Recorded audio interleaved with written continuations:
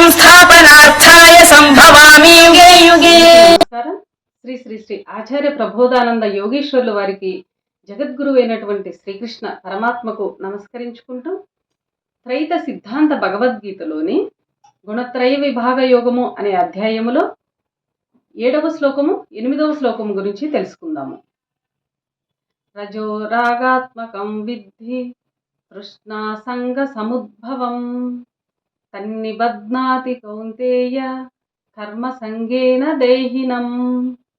ఈ శ్లోకము జీవుడు రాజసము గురించి తెలియజేశారు.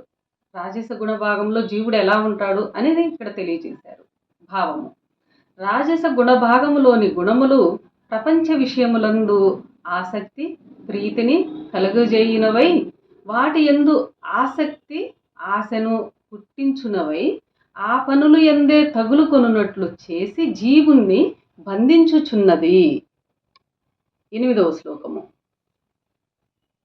తమస్త్వజ్ఞానజం విద్ధి మోహనం సర్వదేహినాం ప్రమాదాలస్య నిద్రాభి సన్నిబధ్నాతి భారత. ఈ శ్లోకము జీవుడు తామస గుణ భాగము గురించి తెలియజేశారు. తామస గుణములో ఉన్న జీవుడు ఎలా ఉంటాడు అనేది ఈ శ్లోకము యొక్క వివరము.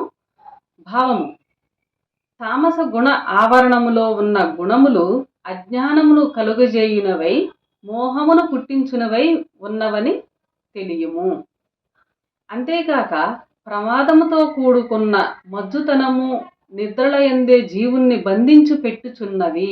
ఈ తామస గుణ భాగంలోని ఉన్న జీవుడికి ఈ మజ్జుతనము నిద్ర అందే ఎక్కువ ఆసక్తి కలిగి ఉండే విధముగా ఈ తామస గుణ భాగము జీవుణ్ణి బంధించి పెట్టుచున్నవి అని స్వామి తెలియజేశారు. చిత్రపటంలో కూడా మనకి ఎంతో వివరంగా తెలియజేశారు ఈ త్రైత సిద్ధాంత భగవద్గీతలో. అందరూ గమనించాలి. ఈ శ్లోకం ఇంతటితో సమాప్తము. అందరికీ నమస్కారం.